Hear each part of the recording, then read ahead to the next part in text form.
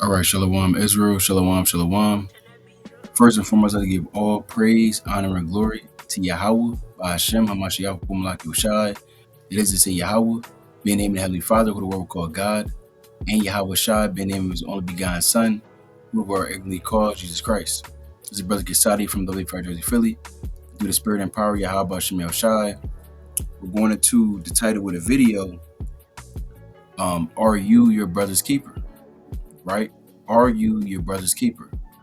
Now, a lot of brothers may say they're there for brothers. Jake, brothers would say anything, right? Brothers would say they're going to give you a ride, don't give you a ride. Brothers may say that, look, I pay you right back. Brothers don't pay brothers right back. Brothers may say, look, I'm here for you. A brother told me before, he kind of pointed out and pointed amongst all the brothers that was there and said, look, all these brothers would say they died for you, but they won't really die for you. I'll die for you. I never seen that brother again. Never seen that brother again a day in my life, right? So the point of the video is, are you your brother's keeper, right? We know that we're commanded to be our brother's keeper, right? That's a commandment, right? That is a commandment. So let's kick it off. I'm actually sharing my screen. We can go into these precepts, right? Share my screen and we can go into these precepts. So we want to actually, you know what? I'm not going to share my screen. All right, I'm going to just get my sword and we'll get right into it. So we want to be our brother's keepers in these last days, right? A lot of things is going on, right? Brothers may die, right? Things can really hit home, right? Any given second, right? You got to be mindful that the days on this earth is really not that long. It's not. Right, I'm gonna get a quick precept. Right, let's go to the book of Job, chapter 13. Right, it's the book of Job, chapter 13, and I'm gonna start at verse 12. This is Job, chapter 13, and verse 12. It says, "Your remembrances are like unto ashes, your bodies the bodies of clay." So you gotta remember, at the end of the day, we're dust and ashes. And again, our days are not very long on this earth.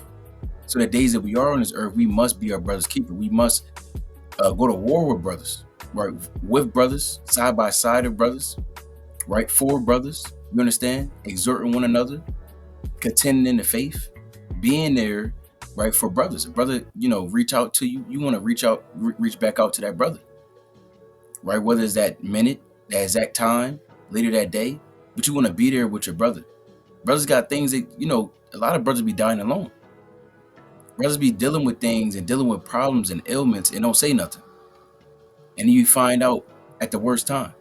So you want to make sure that you applying these precepts. We're going to go into them. First, let's kick it off with Genesis, the 4th chapter. So again, you got to know that, like we just read in Job, a man is as dust and ashes. You don't have that much time left on the earth. Right, so what are you going to do with your time? Are you going to be your brother's keeper or not? This is the book of Genesis, chapter 4, and verse 9. "And the Lord said unto Cain, Where is Abel thy brother? And he said, I know not." Now this is right after Cain actually slew Abel. Read that in the previous verse, the 8th verse. So he's already lying to the Most High. And then he's going to hit the Lord with this rhetorical question. It says, Where's Abel thy brother? And he said, I know not. Am I my brother's keeper? Yeah, you your brother's keeper. Yes, we are our brother's keeper. Let's go into what that word keeper means. I'm actually pull up my screen because we're supposed to be our brother's keeper. Now let's pull this up on the screen. Right, I'm gonna share my screen right now, and we're gonna get into this thing. All right, we're gonna get right into this thing. Now, hold on. Right, most I willing we go. I'm gonna share my screen and make sure that we're good. Okay, there we go. It's not how I want it. Bear with me while I find this. Take care of this real quick. All right.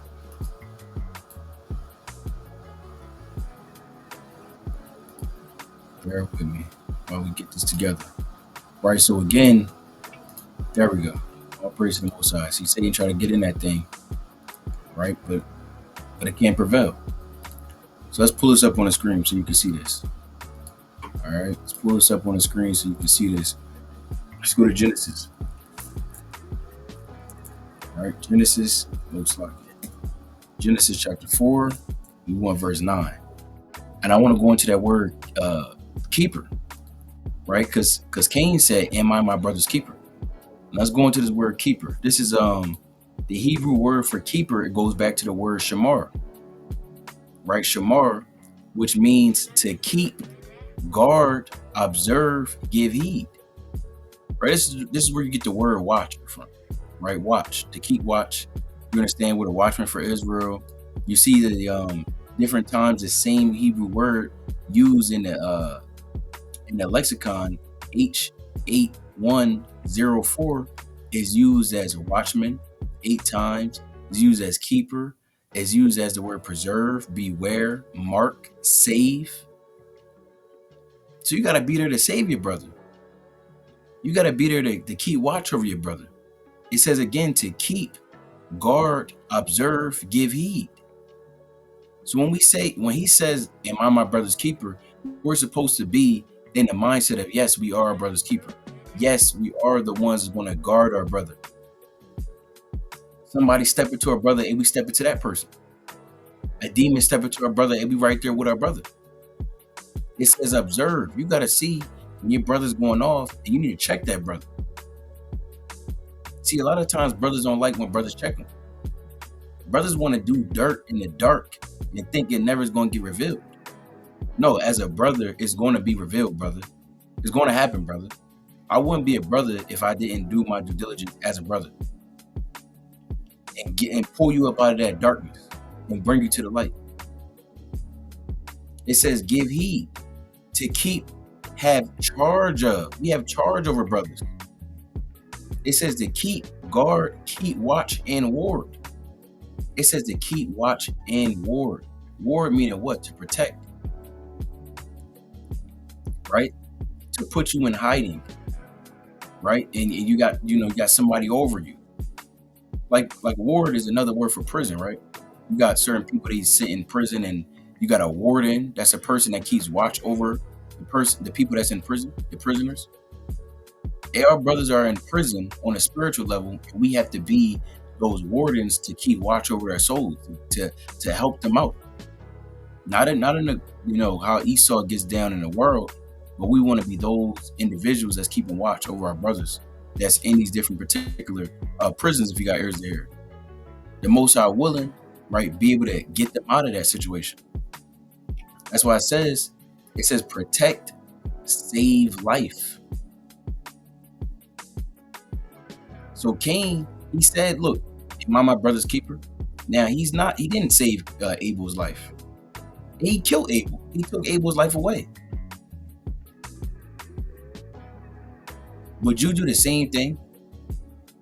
When you see your brother, dealing with demons, and you just say, okay, brother, look, it's all good, brother. You can deal with it, and you're not giving him no help. You're not trying to help that brother. You're just telling that brother just to deal with it.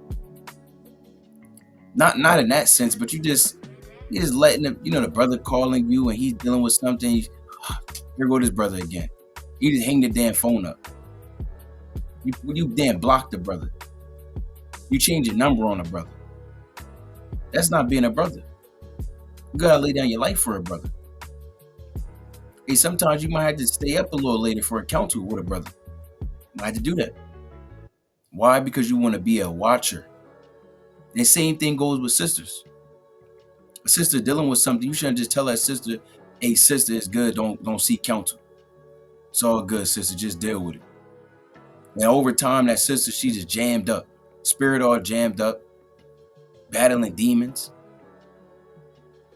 You just telling the sister, look, sister, it's all good, sister. It's all good. That's not keeping watch. That's not being a keeper. It says watch, watchman principle. To watch for, wait for, observe. Observe. All right. So let's go back to, I guess we can stay here with it. Let's go back to Genesis chapter 4. All right. Genesis chapter 4 and verse 9 again. It says, and the Lord said unto Cain, where is Abel thy brother? And the Most High knows already. Right? When the Most High asked him this question, this is really rhetorical because he knew where Abel was. He knew Abel was right in the spirit world with him. So he's asking Cain, hey, where's your brother at? What's going on? To see if he would confess, but also knowing his heart. You already knew that Cain wouldn't confess. You understand? See, the Most High wants to try you and try your thoughts. Later on, you think about like, damn, the Most High actually tried me and I fell short. Hey, let me try to be better the next time. Cain wasn't thinking like that, but we got these precepts and this understanding so we can go back over these accounts and be better than Cain was and be better than the wicked forefathers were. It says, and he said, I know not, am I my brother's keeper? Let's go to the book of Proverbs, right? Chapter 17. Let's see what the Lord said. This is Proverbs chapter 17, verse 17. It says, a friend loveth at all times. Right, a real friend, he's going to be there at all times. See, to love somebody is not just to cuddle someone. Sometimes you got to pull a person out of the fire. Let's go to Jude real quick. Right? Jude, the first chapter and the 18th verse. It's like the 22nd verse. This is Jude chapter 1 and 22. It says, and if some have compassion, making a difference. Right? So some people, right, some brothers, some sisters, you may have to have more compassion and more grace and mercy with. Right? Because maybe they on the deep end. And they need somebody to talk to them and cuddle them and get them off the deep end. Right? It may happen. It may be like that. Maybe they're too harsh on themselves. You understand? And sometimes you got to have that level of compassion upon them. It says in others, right? Because it's not all the time you're always just going to be Mr. Nice Guy. I mean, there's nowhere in the scriptures. It's not. Right? It's not. But it says in others, save with fear, pulling them out of the fire, hating even the garment spotted by the flesh. So what is that saying? When someone's in a damn building that's on flames, right? Engulfed in flames, the heat is damn dispensing all around the room, the smoke is damn getting into your lungs, you damn near can't breathe, you're choking, you damn spitting and vomiting, whatever the case may be. Your eyes is damn rolling in the back of your head. The smoke alarm is going crazy, it's going wild. The flames is damn busting out the windows. And you're in that room with that person. Are you going to say, come on now, brother. Don't you see the fire? Come on, brother. The fire is all around the room right now. Maybe it's best that we just get out of here. Come on. Let's go. Are you going to do that? Hey, you taking that time. Hey, that's going to be both of y'all ass. Hey, the Most High going to get up with both of y'all. It's not using wisdom. If I'm in fire, you understand, right? On a physical level, you need to figure out a way to get up out of there. You might have to jump out the window. You might have to kick through the door and damn go out the damn back door somewhere. You got to do what you got to do is the point. So that's what our Lord said. And others save with fear, pulling them out of the fire, hating even the garment spotted by the flesh. You understand? You want to get that person and prevent that person from falling, and you got to do what you got to do in that moment. You might have to be a little more rough, right? You might have to exhort a little bit deeper. You might have to cut a little bit deeper with the precepts, with the understanding. And Most High willing, you can save the spirit. Forget about the flesh. You want to save the spirit. That brother may be upset at that time, but it is what it is. Lord willing, over time, right? They say time heals all wounds. So Lord willing, over time, they say that in the world. Now, Lord willing, things may work out for that brother or that sister. But that's what it comes with being a brother's keeper, right? Being someone's keeper. You're watching over that person, watching over that spirit. So at the end of the day, that's going to be required at your hands. You understand?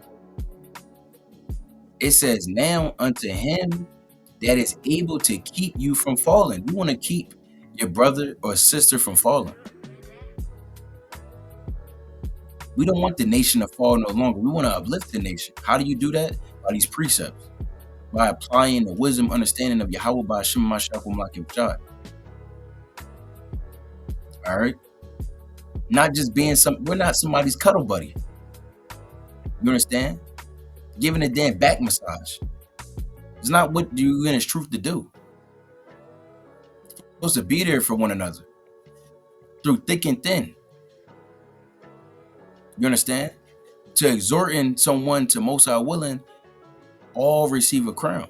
Because I'll show you, when you deliver a person that's damn near about to be out of the truth and you bring them back to the Most High, and the Lord will take away the sins from you. I'm going to get that in James. But first I want to go back to Proverbs. Right? Let's go back to Proverbs chapter 17. So this is Proverbs 17 and verse 17. It says, a friend loveth at all times, and a brother is born for adversity. Right? Brother is not born to be, he's not supposed to be born to be an enemy. He's born for adversity, meaning the things you're going through, and that brother's going through. You understand? It's times where, I may have been in a fast, and I needed other brothers to hop in there with me, and he hopped in there with me, and vice versa. To be there with me, to battle out whatever I was dealing with, and vice versa for me with those brothers. That's what it is. In a world, you taught, if your homie, your friend, whatever the case, whatever you may have called that person in the world, there's somebody swinging on them and you swinging as well. And how much more in this truth? And these demons, they've been punching on us. Pride punching on a brother, lust punching on a brother, slothfulness, anxiety, depression, physical infirmities. So what are you going to do? Are you going to be that brother that's born for adversity? Are you going to stand up manfully? Let me get this precept in the book of 1 Maccabees. Let's see how our forefathers moved. Right? Let's see how our forefathers moved. This is 1 Maccabees chapter 9. And I want 1 Maccabees chapter 9, and I want verse 18. It says, Judas also was killed, and the remnant fled. You don't want to be that brother when your brother is dealing with something, right? And you flee away. It's not a brother. It's not a brother. Hey, even in the world, if somebody left you at that time, and you catch up to that brother at another time, you might have to throw the hands now. I was dealing with something and you left me. Man, throw them hands too. That's how it was in the world. How much more in this truth? Hey, brothers supposed to be there for one another. So if a brother, you call a brother, you're telling a brother, hey, I'm dealing with this, and this brother's like, oh yeah, I'm gonna hit you right back. Never hit the brother back again. Hey, that's not a real brother. So don't be like that. You think Yahweh Shai would have did that? When Yahweh Shai saw Lazarus, he wept. He was there for him. He mourned. He was groaning in the spirit. He loved Lazarus so much, he raised him from the dead.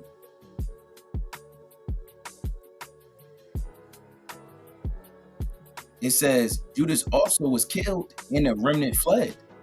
Then Jonathan and Simon took Judas their brother and buried him in the sepulchre of his fathers in Modin. Moreover, they bewailed him, and all Israel made great lamentation for him and mourned many days, saying, how is the valiant man fallen that delivered Israel? So that's how you want to be. You want to be how Jonathan and Simon was for their brother Judas. You understand? You want to be there for your brother.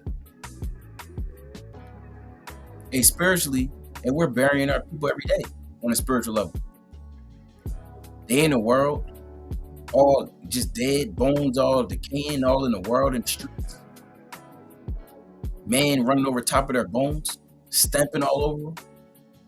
And we give them spiritual burial by allowing them to come to the understanding of who they truly are, to put them at ease, to put them at rest. You got ears to hear. We're going out there like Tobias and Tobit, really Tobit, out there burying his brothers. That's how you got to be on a spiritual level. Meaning what? You're there for your people. You want to be there for your brother. Read it again. It says, a friend loveth at all times, and a brother is born for adversity. Proverbs 17:17. Let's go to the book of James, chapter 5. So again, you're not really taught this in the world. Remember, we got that curse on us, that evil eye. That's Deuteronomy chapter 28, verse 54. 2 Samuel chapter 12 and verse 10 on down. Right? That sword is never departed from our house. So you got to understand, right? It's actually a battle. It shouldn't be a battle, but it is one to actually show love to your people. Because the flesh by nature, it doesn't want to do that. But we're not led after the flesh, we're led after the spirit. That's what the Lord said in James 5:19, brethren, if any of you do err from the truth and one convert him. So a brother, he knew about this thing, went astray for a little bit. Hey, that's mercy and grace for the Most High to even let this person hear this word once again. A lot of people, once they fall out, they done. Turn into niggas. You got a brother, he just made a video talking about why I left the Hebrew Israelites. What do you mean why you left the Hebrew Israelites? The Lord took your spirit away from you. They be thinking this is a game, like this is a joke. Be in this thing one day, you out this thing the next day.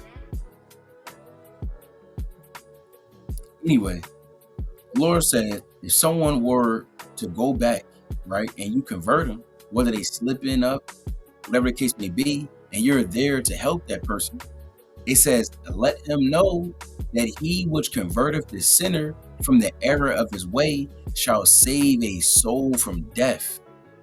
The Lord said you're saving a soul from death.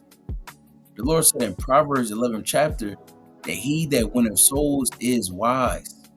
So you want to be in the spirit of winning souls back to Yahweh by Hashem HaMashiach Umalak Yahushai. That's using wisdom. The Lord said, and shall hide a multitude of sins. So let alone did you help that brother out or sister, but you're hiding a multitude of your sins. You being there for your people, in return, you can be rewarded. You're not doing it to be rewarded necessarily. Because if you're doing it, okay, yeah, I'm gonna help this person because I know I'm gonna get helped. I mean, that's not really the right mind to have. Yeah, you in this truth, this is a race. You want to lay your treasures up in the heavens. You understand? But at the same time, you want to do it in a sincere spirit. You're not in this thing just for vainglory. You're not in this thing just so you can be the top guy. You're not in this thing just for you. It's not about you. It's about magnifying the name of Yahweh Shai. In doing so, you're following what the Lord wants is for his people to be healed. So now by default, you following that order, you serving Yahweh Shai, you're doing what his will on earth, which is to wake up the hopeful elect. Now, in return, if it's of the Most High's will, he can reward you. That is indeed a righteous, just reward. Right? Let's read that again. It says, and shall hide a multitude of sins. And we deal with a lot. Right? Being in this world, being in this flesh, understand? We deal with a lot. So we want to make sure that our sins are blotted out. Right? Believing in Yahweh Shem Mashal like Mushai. This is the book of Hebrews, chapter 3. In verse 12, it says, take heed, brethren, lest there be in any of you an evil heart of unbelief and departing from the living God. So we don't want to move like that. But again, it may be a brother that's in that spirit. What do you do in that time? Again, some you have compassion, and others you save with fear, pull them out of the fire, hating even a garment spotted by the flesh. And then you continue on with verse 13. It says, but exhort one another daily while it is called today. Because remember, tomorrow's not promised. The Lord said in Proverbs, let's go to it real quick. Chapter 27 and verse 1, it says, boast not thyself of tomorrow, for thou knowest not what a day may bring forth. Right? You don't know what tomorrow's going to bring forth. You may have thought, oh, I'm going to do that tomorrow. Hey, well, hold on. Who the hell told you have tomorrow? Where is that at? You got tomorrow to do that thing.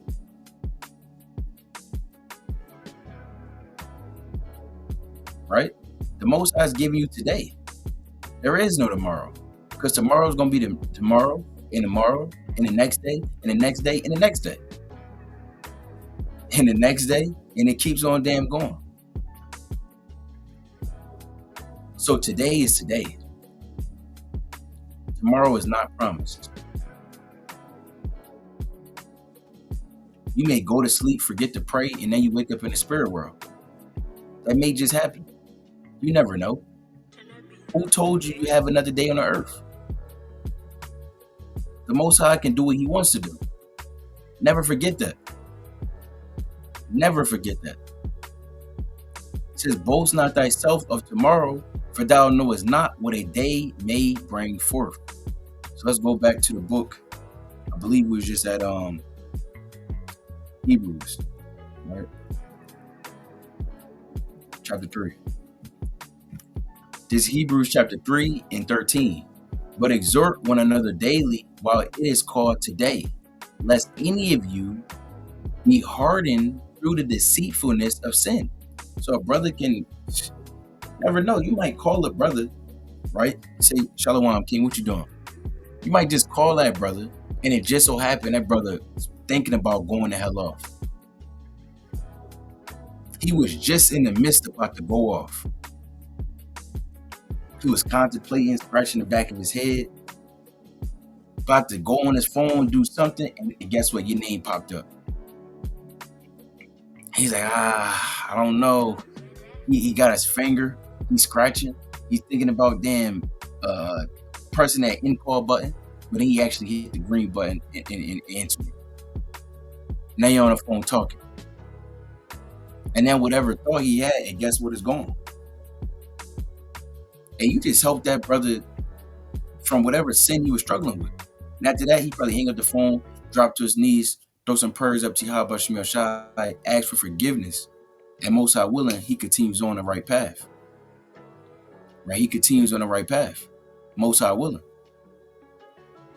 Right? Because that's what being a brother's keeper is all about. Laying down your life for your brother. It says, exhort one another daily while it is called today, lest any of you be hardened through the deceitfulness of sin. You know, and I'll say this real quick. It may be times where I know a lot of brothers, they may feel like they don't have a gift, right? A role in this truth. You sending precepts and exhorting a brother, that's more than sufficient. Because we just read what it could do for you and do for that brother. Right? You might not be able to make a full video. You might just make a video with 3 precepts just exhorting Israel. Might just make a video precept of the day, and it's just exhortation, something for Israel to meditate on. That may be a thing, and then over time the Most High increases you. Or you're just sending a precept to the group chat. Hey, look, brothers, check this out. Remember where we at. Remember what you want. Right? Keep your eyes on the prize. Fight the good fight of faith. 1 Timothy chapter 6 and verse 12. Right? You may just be sending those precepts and letting and exhorting your brothers, right, so they can continue on and keep on going. Sisters, you You're not eligible to do full-on breakdown videos and things of that sort, but you can certainly exhort your sisters. You can certainly give exhortation to sisters. Sisters, I know it's hard right now. I know you may be dealing with something, but look at what Judith did, right? Look at what Esther did. Look at what our foremothers did. Look at our righteous kings that moved in the spirit, right? Like David. Look at what they did. Look at what Yahweh Shai has done and has done for you, and it's going to continue to do for your family. Look at how the mighty Proverbs 31 woman has moved, and try to see if today, if you lining up to those different measurements. That's how you exhort a sister. That's how you be your brother's keeper or a sister's keeper. You understand? Let's get another precept. Let's go to Hebrews, right? The 10th chapter now. Hebrews chapter 10, and I believe I'm going to start at verse 24. Hebrews chapter 10 and verse 24. It says, and let us consider one another to provoke unto love. Let's go into this word provoke in the Hebrew, right? It says an inciting, right? To incite something is what? To rouse something up. It could be in an evil way, or it could be in a righteous way. You could be that brother, right? That's brothers' hearts is faint, waxing a little dim, and you're there to charge brothers and get brothers motivated once again. If you play sports, I played sports when I was in the world, and especially football, right? Growing up, you might be in that huddle. If brothers know what I'm talking about, you in that huddle, right? Maybe we down in the game, whatever the case may be. And you got a brother that's in that huddle, and he's just getting brothers' minds motivated, just motivating brothers. Come on, look, we down right now, but look, we've been here before, right? We know what it is. We've been in these trenches. We can keep on going, right? They're not better than us. They're not stronger than us. We can keep on pressing forward. And brothers like, yeah, you're right. You kind of, you probably tell them about the long practices you did, the damn suicides you ran, right? The damn, whatever else you was doing in those particular moments throughout the week leading up to the game, right? Practicing, extra workouts. And brothers kind of, you know what, you're right. Yeah, we got this. And long and behold, hey, y'all win the damn game. That's the spirit that you want to move in, right? With Israel, right? We don't need just yes men, right? That's not what we're looking for. But you need a brother that's able to push you and provoke you to do good works. Yeah, yes men, nobody would do nothing. And I'm speaking from a place of experience. Brothers love to be in a comfortable state. You need somebody to push you and motivate you. Hold on, you ain't do a video in a long ass time, brother. What is going on? Then the Lord say, feed the sheep. Hold on, brother. When's the last time you hopped into a fast? Every day you damn posting videos in a group chat about such and such. When are you fasting? Brother might really keep watch over brother and really see, well, hold on, I know you go to work this day. I know you doing this. And I know. So when are you fasting? When are you praying? Why is your mind not right? Why are you always talking about worldly stuff every time I talk to you, brother? What's going on? You gotta move like that. Who else is gonna do it? Think that brother's mother's gonna tell him about that about himself? His dad gonna pull him aside? Listen, son, I know you're not. I haven't been noticing you not fasting. I haven't been, I've been noticing you haven't been making videos like you used to. They're in the world, most likely. We all we got. Never forget that we are all we have in its physical form. And we all striving to have a crown placed upon our head. It says, and let us consider one another to provoke unto love and to good works, not forsaking the assembling of ourselves together, as the manner of some is. Some men, they cool with that. They clock in, clock out. Just a clock in, clock out Israelite. All right, I'm off to the job today. Go to camp, punch in. Damn, soon as camp is over, punch out, back home. Punch in, punch out. Don't be a punch in, punch out Israelite. What the hell is that about? You either in this thing or you're not in this thing. You there for your brothers or you're not there at all. You really a sister's keeper or a sister, just keep on walking. It says, but exhorting one another, and so much the more. Meaning what? Continue on.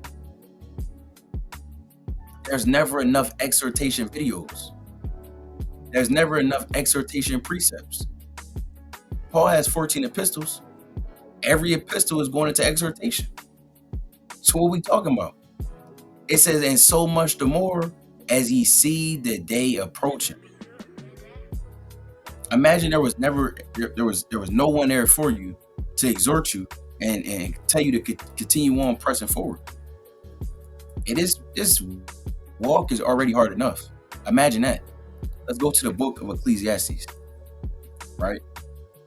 Chapter 4. Right? Hold on, what is going on here? Ecclesiastes, right? Chapter 4. And I'm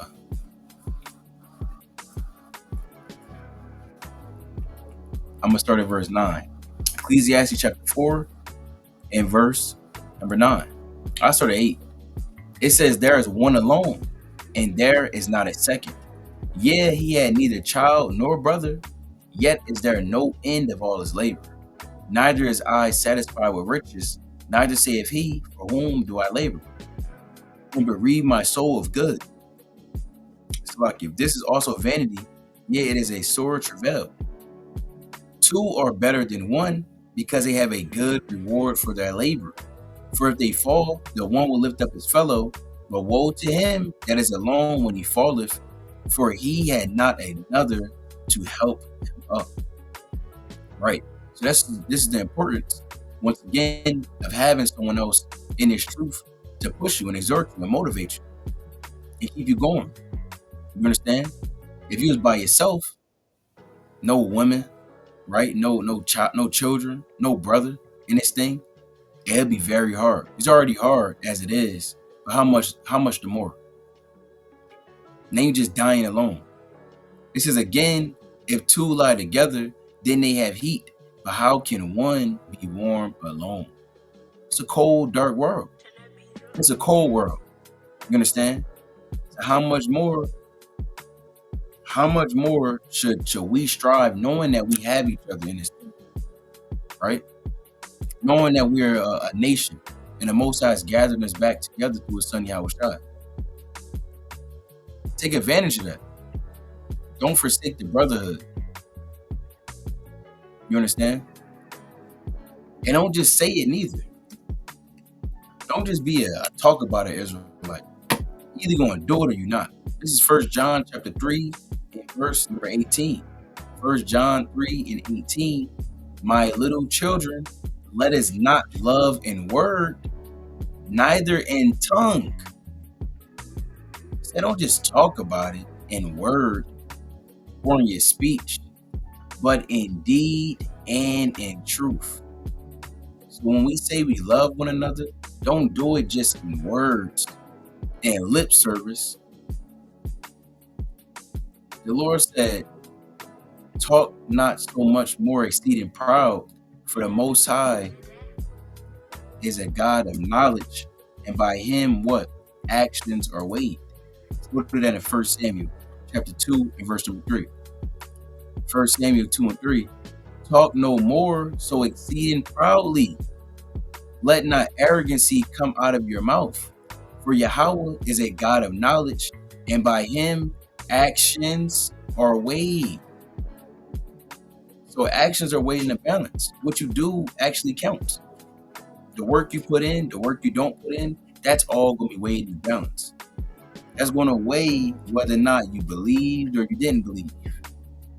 You was in this thing or you wasn't in this thing. You was sincere or you wasn't sincere. You'll see. You understand? We'll all see. Let's go to Acts chapter 11. Again, our forefathers, they done this. The apostles, they exhorted. This is Acts chapter 11 and verse number 23. It says, I started 22. Acts 11:22. Then tidings of these things came unto the ears of the church, which was in Jerusalem. And he sent forth Barnabas that he should go as far as Antioch, who, when he came and had seen the grace of God, was glad and exhorted them all. That with purpose of heart they would cleave unto the Lord. For he was a good man. See, he got a good name for what? Being sincere and exhorting his people. Brothers don't always go into Barnabas. You normally just think about the chief apostles, but hey, Barnabas was an apostle. And what? It says he was a good man and full of the Holy Spirit and of faith. And much people was added unto the Lord. They added much people to the Lord. Imagine that. Barnabas has his name written in the book of life, being a wise man that won souls for the Lord. Added much people unto the Lord. You can be much people. It's like you can add much people to the Lord by exhorting them, solidifying them, confirming them through the faith. That's heavy.